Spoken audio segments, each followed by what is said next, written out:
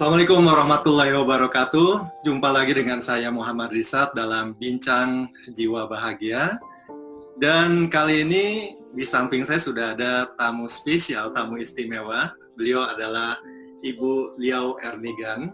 Biasa kami menyapanya dengan panggilan Bu Erni. Seorang ibu dari 2 orang anak, dua-duanya laki-laki. Lalu juga beliau ini adalah istri dari seorang yang sukses bernama Bapak Denny Hidayat. Dan tak disangka ternyata beliau ini adalah juga dokter gigi. Dan bersama suaminya kali ini beliau berdua ini sukses menjalankan bisnis asuransi dan sudah mencapai level agency director di Prudential. Saya nggak sabar ingin menggali inspirasi dari beliau, karena memang pertemuan kita kali ini tidak membahas secara khusus tentang bisnisnya, tapi di balik kesuksesannya, pandangannya tentang hidup dan bagaimana kebahagiaan bisa diraih dalam kondisi yang beliau jalani dalam sehari-hari beliau beraktivitas bersama suaminya terutama. Halo, selamat malam Bu Erni, apa kabar? Halo, selamat malam Pak Rizat. Terima kasih sudah diundang ke acara ini ya Pak, spesial banget buat saya. Spesial banget. Oke, sekarang ini kan lagi new normal, kondisinya lagi pandemi dan semua berubah, semua ada dampak pada setiap aspek kehidupan kita. Bagaimana menjalani aktivitas sehari-hari di tengah kondisi yang seperti ini? Apakah ada dampak bagi bisnis? Apakah ada dampak bagi kehidupan pribadi dan lain sebagainya, Bu Erni? Ya, tentunya kalau di masa ini ada banyak perubahan ya, tapi ada juga yang tidak bisa berubah katanya, gitu. Nah, salah satunya mungkin bagaimana manusia itu harus tetap bekerja, berusaha cari uang kayak gitu ya. Tapi caranya mungkin ada yang perlu kita sesuaikan supaya relevan di kondisi pandemik seperti ini. Gitu. Nah, jadi memang yang saya lakukan waktu awal-awal nerima ya sebenarnya semua ya ngalamin hal yang sama. Jadi waktu itu saya sih cukup intinya kalau kita yang di bawah itu lihat patokannya ke atas gitu aja.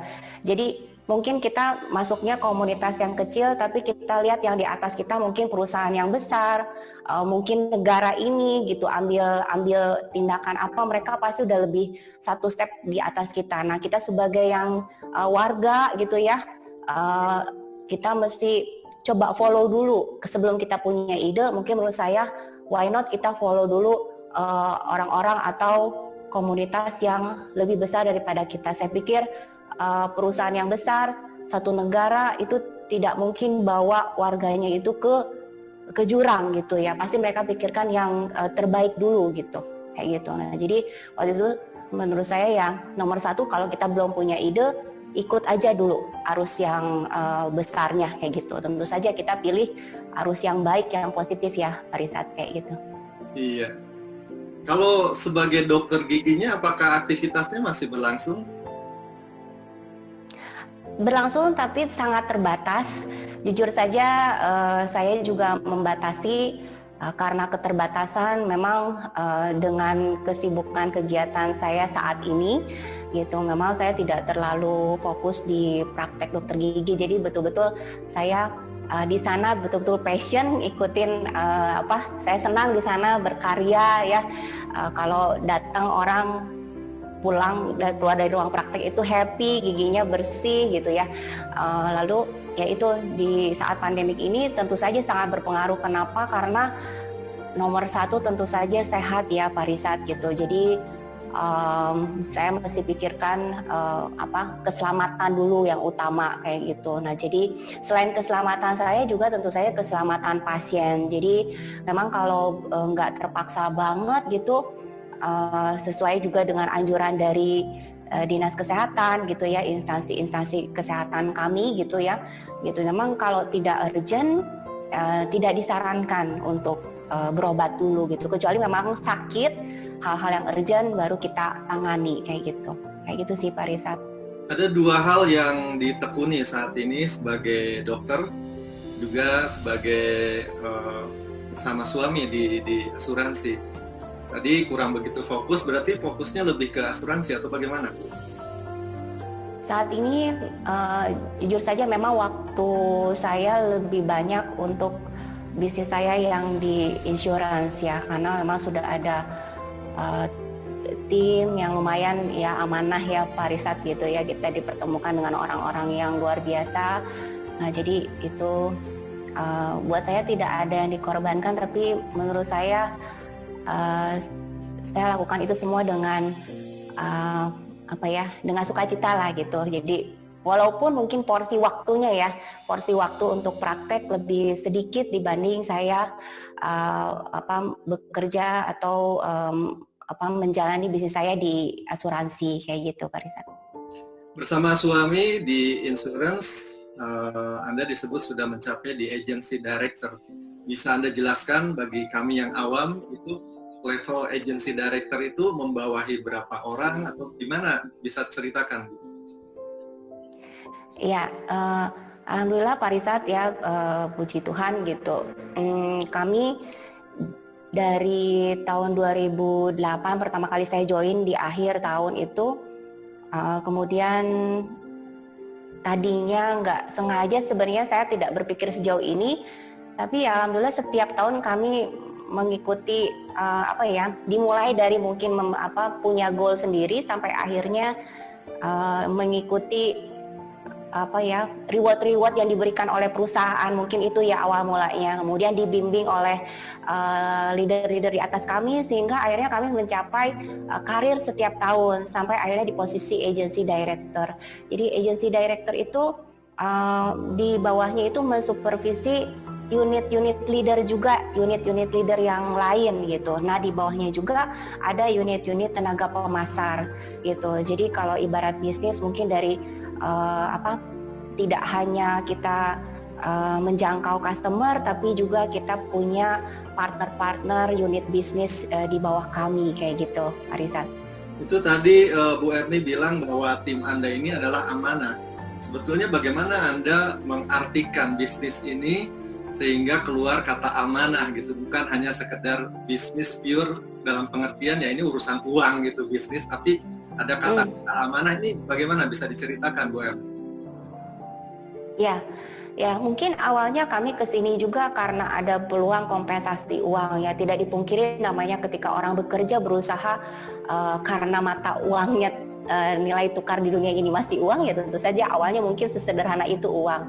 Tapi ketika kita menjalankan bisnisnya, bangun tim itu ternyata isinya adalah manusia gitu ya, customer kami juga manusia gitu yang tidak hanya matematika 1 tambah 1 jadi 2 kayak gitu. Mungkin berawal dari situ dan saya juga percaya seperti mentor-mentor kami yang lain percaya bahwa setiap pertemuan itu bukan kebetulan, tapi ada yang kuasa sudah atur kayak gitu. Nah, saya juga percaya ketika saya dipertemukan seseorang itu pasti ada maksud dari setiap pribadi yang bertemu gitu ya gitu. Entah itu satu keberhasilan atau itu satu pelajaran gitu. Nah jadi saya pikir ketika itu saya bisa lewatin pelajarannya, maka saya bisa panjang silaturahminya. Nah saya mesti jaga itu kayak gitu. Nah jadi saya pikir kalau rezeki itu Tuhan sudah atur, Tuhan akan berikan pada setiap orang yang siap menerima rezeki itu. Jadi kalau belum siap berarti kita belum selesai gitu latihannya, belajarnya. Tapi ketika siap ya insya Allah ya Pak Risat, rezeki itu akan jadi milik kita kayak gitu. Nah jadi saya pikir kalau di bisnis insurance karena memang dekat dengan manusia gitu, ya disitulah titiknya gitu bahwa mau nggak gitu loh dipertemukan dengan orang yang sebenarnya itu mesti kita bantu gitu kan ya, bukakan pintu, mungkin satu pintunya ya, saya tidak berpikir kita itu sedemikian hebat ya, tidak, mungkin salah satu pintunya ada melalui bisnis ini gitu. Nah, ketika kita bisa bantu bukakan pintu itu, ya insya Allah rezeki kita juga mungkin dibukakan. Nah, mungkin itu sih meaningnya ya, Pak Risat. Tadi Bu Erni mengatakan Tuhan akan memberikan bagi yang siap. Nah, berarti Anda dan Pak Denny ini sudah siap di belakangan ini sehingga ada di level agency director gitu ya. Nah, tetapi kan biasanya orang-orang yang sukses, orang-orang yang sudah siap itu melalui proses yang tidak mudah. Apakah juga ini terjadi pada Bu Erni dan suami dalam mencapai level kesiapan seperti sekarang ini? Ada cerita menarikkah di balik perjuangan Anda bisa sampai di titik ini? Iya betul banget Pak Risat ya. Jadi kalau ada salah satu motivator bilang gini, tapi hidup itu tidak seindah omongannya motivator ya. Memang betul ya. Tapi memang kita ketika pingin disemangatin orang, pasti dengernya kan sesuatu yang harus menyemangati. Nah jadi betul sekali Pak Risat, tidak lihat hari ini ya. Kalau dibilang Tuhan akan berikan rezeki pada orang yang sudah siap menerimanya. Nah kalau kami saat ini di satu titik merasa kami siap menerima itu, berarti bukan hanya menerima indahnya saja, manisnya saja, tapi kami tahu bahwa dalam perjalanan bisnis kami, karir kami ini ada konsekuensinya, ada tanggung jawabnya.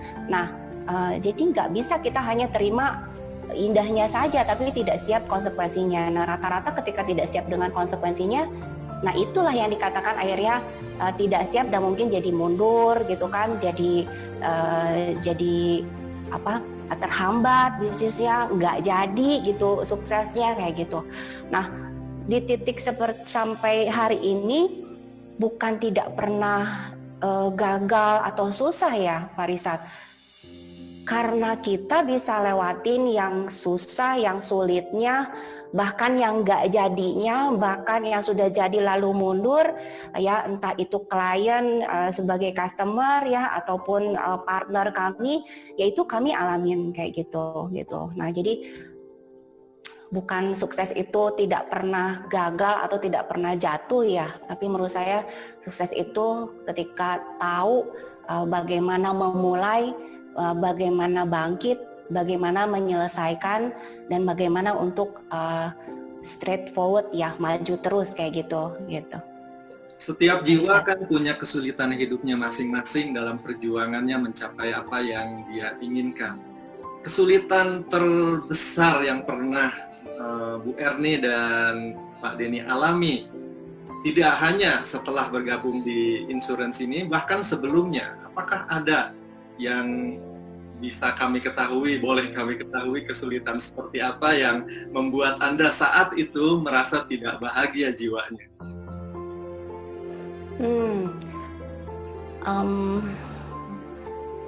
Pertama mungkin kondisi ekonomi keluarga saya itu yang pertama membuat saya bukan keluar dari zona nyaman. Saat itu memang sudah tidak nyaman, saya tidak mengerti apa itu zona yang tidak nyaman atau nyaman ya. Waktu kecil kan nggak ngerti ya Pak Risat. Tapi yang saya tahu, lihat orang lain kok hidupnya kayaknya lebih enak dari saya ya, bukan mengeluh, tapi saya punya iman. Saya bilang, Tuhan saya ingin hidup berkelimpahan, saya nggak mau hidup susah kayak gitu. Nah itu satu ya, itu pertama. Kedua, masa sulit saya yang saya rasa benar-benar sulit itu ketika awal berumah tangga. Buat saya tidak mudah beradaptasi dengan suami saya hari ini, Denny Hidayat. Kami betul-betul ditempa untuk menyamakan persepsi, ritme gitu ya. Karakter saya dengan karakter Denny itu betul-betul hampir bertolak belakang sebenarnya gitu. Nah jadi itu betul-betul guncangan awal waktu saya maksudnya keluar dari rumah kayak gitu ya, itu ditempa untuk dewasa pertama kali di situ, di mana saya harus juga bertanggung jawab kepada keluarga ya, sebagai orang yang sudah lulus gitu kan. Cita-cita saya pengen produktif sendiri, mandiri, itu cita-cita saya dari dulu gitu. Nah puji Tuhan saya bisa lalui itu sama Denny gitu ya gitu. Jadi bersyukur sekali itu. Nah itu terberat kedua ya. Kalau yang pertama karena masih kecil, jadi tapi saya nggak lupa itu karena itu awal motivasi saya untuk sukses. Nah, yang kedua itu ketika kami sudah punya anak, usaha kami bangkrut, ya betul-betul uang itu dihitung, dan yang paling saya nggak bisa lupa itu ketika anak saya sakit yang besar. Ya nggak pira sih sebenarnya, sakit sederhana ya, batuk, pilek. Tapi saya waktu itu betul-betul tanya sama suami saya, "Den, kita punya uang nggak? Anak kita sakit, kita mesti ke dokter gitu." Nah di situ saya merasakan nggak punya uang itu nggak enak loh kayak gitu. Nah jujur saja Pak Risat, itu titik terendah saya gitu. Jadi menurut saya ya di level kehidupan mulai berumah tangga, punya usaha, punya uang, lalu jatuh di situ. Ketika dipertemukan dengan bisnis insurance, menurut saya pun ketika saya jatuh, misalnya ada problem di bisnis ini, tidak ada yang lebih berat dari itu menurut saya. Jadi bukan berarti saya menyepelekan masalah-masalah di bisnis saya di asuransi gitu ya. Jujur saja di bisnis ini sangat menantang, terbuka untuk semua orang, tapi memang tidak semua orang bisa menjalankan ini. Tapi bagi saya, kalau saya flashback ke belakang, begitu banyak yang mesti saya syukuri dengan kondisi saya hari ini, walaupun banyak ujian, banyak cobaannya gitu menurut saya. Jadi menurut saya yang terberat ya yang sebelum saya join di insurance menurut saya. Kayak gitu sih Pak Rizat. Ya berarti kesulitan itu menjadi motivasi ibu beserta suami untuk terus bangkit dan berjuang keras untuk mewujudkan mimpi-mimpi gitu ya Bu Erni ya. Nah setelah sekarang kondisi keuangan membaik, semua yang di ini sudah tercapai, apa motivasi Anda saat ini masih tetap bergerak di bisnis ini dan masih bersemangat, saya lihat itu? Iya, jadi saya pikir kalau saya bilang sama Denny, kalau ada teman yang datang berkeluh kesah mungkin ya, atau menceritakan masalahnya, saya suka berpikir apakah ada masalah lain yang lebih penting gitu. Nah itu suka jadi refleksi buat saya. Mungkin problem saya waktu itu tidak sebesar yang, atau maksud saya problemnya dia tidak sebesar yang saya alami mungkin ya. Jadi kalau orang lain nerima satu problem rasanya sudah berat gitu kan gitu ya. Memang tidak mudah, pasti berat banget gitu buat kita juga. Kalau dengerin ada yang berkeluh kesah gitu sepertinya berat. Nah jadi satu motivasi buat saya sama Denny itu bukan yang nggak pernah jatuh gitu ya, bukan nggak ngalamin problem-problem teman-teman kami gitu yang datang gitu ya, yang suka cerita. Nah hanya saja kami bisa melewatinya, bisa dapat opsi-opsi solusinya gitu kan ya, dan kita bisa tetap teguh maju gitu kan ya, karena pengalaman kami gitu ya, dulu lebih berat dari ini gitu loh. Nah kami sudah punya cantolannya gitu. Nah itu yang kita mau jadikan motivasi untuk tetap tetap melakukan gitu ya, tetap running bisnis ini, tetap berjalan kayak gitu. Jadi kita mau bagikan cara-cara yang kita sudah lakukan dan berhasil tentunya. Kalau yang tidak berhasil, ya buat apa ya kita bagikan gitu kan ya. Jadi tujuannya yang sudah kita lakukan dan berhasil, tentu saja dengan terus belajar supaya tetap relevan dengan kondisi hari ini.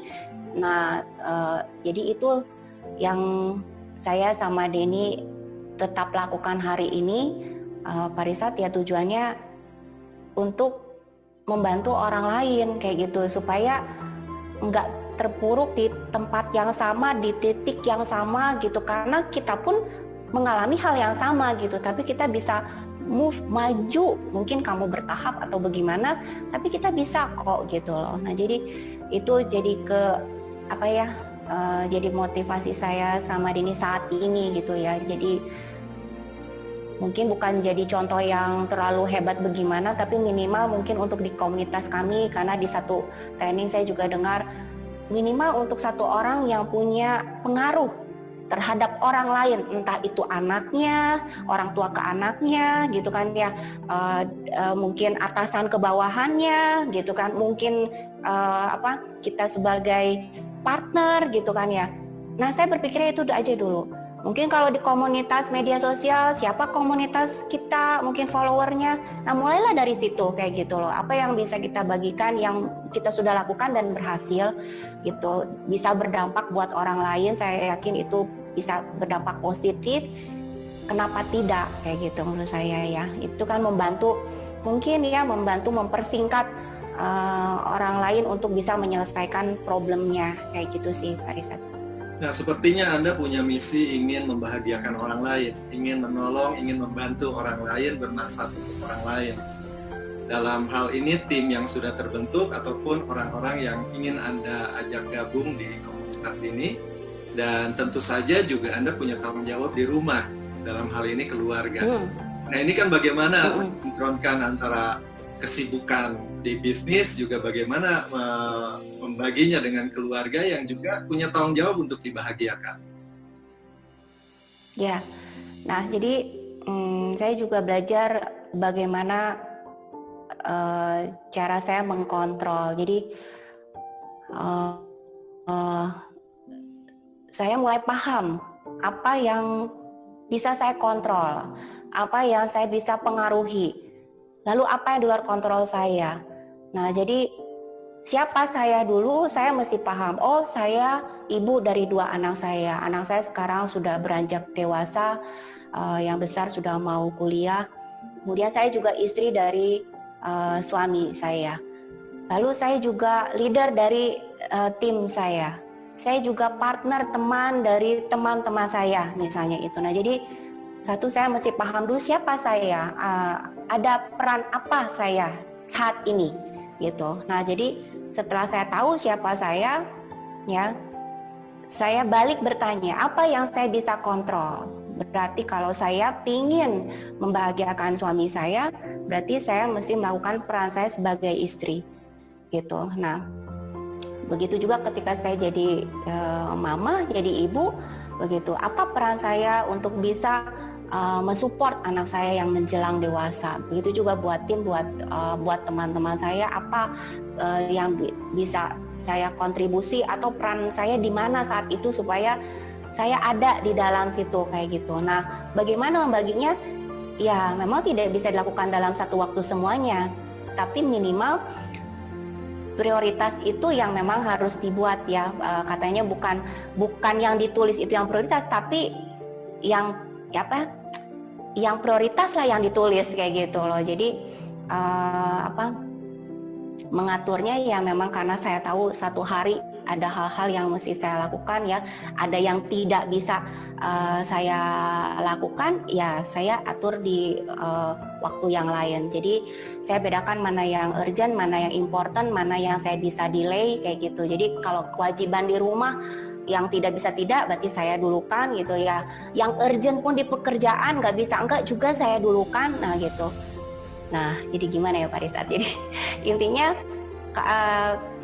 kalau sudah tahu tanggung jawabnya dan punya target di achieve ya, target to achieve, jadi gitu, bukan untuk dilakukan, tapi karena saya punya goal untuk mencapai itu gitu kan ya, gitu. Jadi saya pasti kerjakan, entah itu mungkin dalam waktunya 1 hari selesai atau mungkin dalam 2 hari selesai gitu. Intinya saya tahu itu ada goalnya kayak gitu sih Pak Rizat. Pernah nggak merasa bukan bingung ya, tapi lupa, katakanlah lupa bahwa saat ini sedang bersama keluarga, tetapi karena suami juga berkecimpung di bidang yang sama, tetapi di depan anak yang dibahas adalah pekerjaan gitu. Apakah itu pernah terjadi dan apakah itu diprotes atau anak-anak sudah bisa memaklumi? Pernah Pak Risa, jadi kalau waktu masih kecil di satu sisi saya nggak bisa tinggalin anak, tapi juga ada kewajiban, mungkin saat itu kita sedang kontribusi dengan tim yang lain gitu, kita diundang untuk jadi pembicara, karena itu saatnya kita give back ya, memberi kembalilah kayak gitu. Nah, Jadi, tapi kita juga ada waktunya di waktu misalnya weekend itu family time. Jadi anak-anak kita bawa. Waktu kecil oke-oke saja sih Pak Rizat ya. Tapi ketika besar mereka mulai paham kan, oh papa mamanya ini di insurance tiap hari ngomonginnya itu gitu kan, seringnya itu gitu. Jadi begitu kalau begitu dewasa gitu jelang mereka udah mengerti, mereka tanya, Hugo, yuk kita ke Jakarta yuk minggu ini. Mereka akan tanya, kemana mama? Kerja ya, karena kita kalau saya sama ini diajarkan untuk berkomunikasi sejak mereka dari kecil Pak Risa. Jadi kalau kita mau kerja, mau keluar dulu, kita bilang, mama papa mau keluar dulu, ada kerjaan kayak gitu. Jadi mereka akan tanya, kemana? Papa mama kerja. Kalau papa mama kerja kita nggak mau ikut gitu. Nah di situ saya tersadar gitu bahwa ya harus ada waktunya kapan kami bekerja, kapan kami bersama mereka. Tantangannya jujur aja Pak Rizat, sampai hari ini tantangannya di era digital ini ya Pak Rizat ya, dimana kita tidak lepas dari yang namanya ini handphone. Entah kami juga anak-anak kami, saya juga nggak tahu ini benernya gimana gitu ya, tapi kalau saya dengar sharing-sharing orang lain kurang lebih isunya yang dihadapin juga sama gitu ya. Ini gimana nih anak kita nggak lepas dari gadget. Tapi dengar dari satu pembicara hebat, ternyata dia juga ngalamin yang sama gitu dengan anak-anaknya dewasa. Ketika bertatap muka begini, ngobrol kok kayaknya nggak cepet responnya, nggak fast respon. Tapi ketika ditanya lewat Instagram, anaknya langsung respon gitu.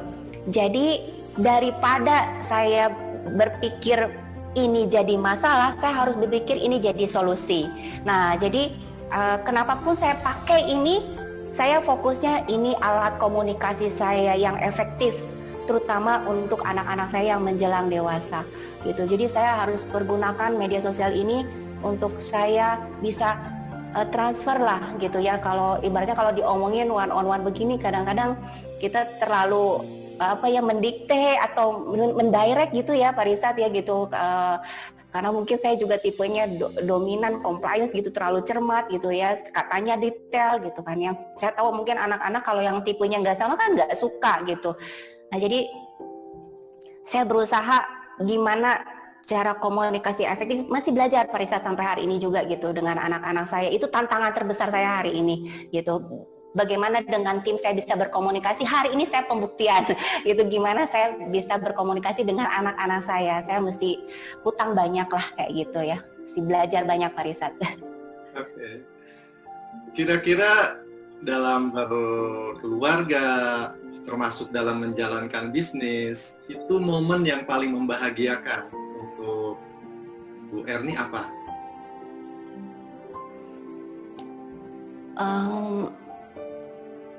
Ketika orang lain bisa menikmati momen ya bersama orang-orang yang dicintainya ya gitu.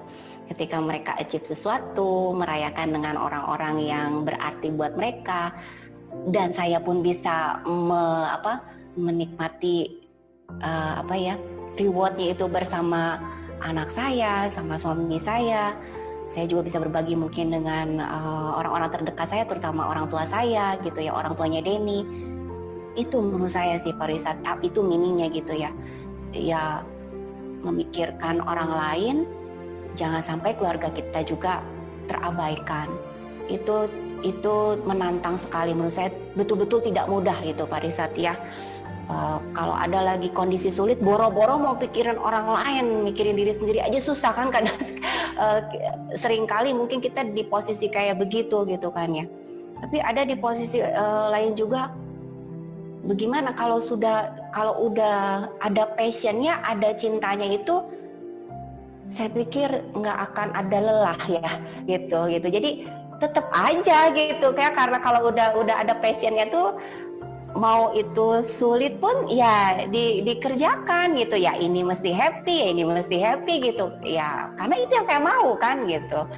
Nggak terpaksa sih jadinya Pak Rizat, walaupun menantang ya, saya bilang nggak ada yang mudah gitu, semuanya wow gitu, luar biasa. Terakhir Bu Erni, barangkali Anda ingin menyemangati baik untuk tim Anda atau untuk teman-teman yang melihat tayangan ini yang kaitannya dengan happiness, bagaimana kita bekerja dengan mindset yang tepat, yang bukan hanya berfokus pada diri sendiri, tapi bagaimana berfokus juga pada orang lain, dalam hal ini membantu ataupun bermanfaat untuk orang lain. Silahkan. Ya, happiness ya Pak Parisat itu. Jadi sesimpel itu, sederhana itu sebenarnya kalau kita mau happy. Saya termasuk orang yang rumit waktu masa muda. Jadi saya mungkin kalau ada hari ini teman-teman saya yang mendengar, mungkin tim atau mungkin generasi-generasi muda gitu ya, saya berhutang, saya merasa bukan berhutang bagaimana, tapi saya terpanggil gitu ya, terpanggil untuk memberitahu kepada yang muda-muda gitu. Make it simple, ayo dibikin simple, dibikin happy, karena itu sebenarnya tidak sesulit seperti memindahkan gunung ke depan kita gitu ya, tapi juga tidak semudah membalikan telapak tangan gitu loh. Jadi happiness itu seperti itu. Jadi ya berarti gimana mininya, dimulailah dari hati pikirannya, dari pikiran hati gitu ya, dari iman kita. Nah itu dulu gitu loh. Jadi jangan tunggu dibahagiakan gitu kan ya, tapi kamu harus tahu apa yang membuatmu bahagia, itu dulu mungkin itu sih pesannya Pak Risat. Make it simple, dibikin happy gitu ya. Ya itulah yang tadi kayak gitu. Luar biasa sekali, banyak hal-hal menarik yang bisa saya petik secara pribadi. Bagus sekali, dan Bu Erni menyampaikannya dengan cara yang runut, yang sistematis. Dan nampaknya Bu Erni ini seorang introvert yang udah jago ngomong ya. Thank you Pak Risat ya, masih sebenarnya iya sebenarnya di dalamnya masih, makanya Pak Risat ketika pandemik ini buat saya sebenarnya wah, saya dibalikin ke karakter dalamnya saya gitu. Jadi buat saya disuruh di rumah mah sayang banget gitu kan.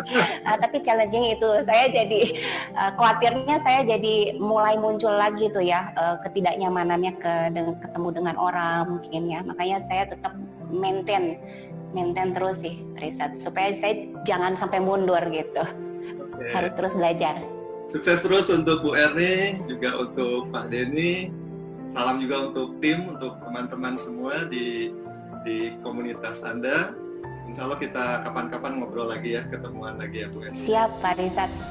Baik. Terima kasih banyak Pak Risat undangannya. Semoga bermanfaat, sukses selalu buat Pak Risat dan keluarga.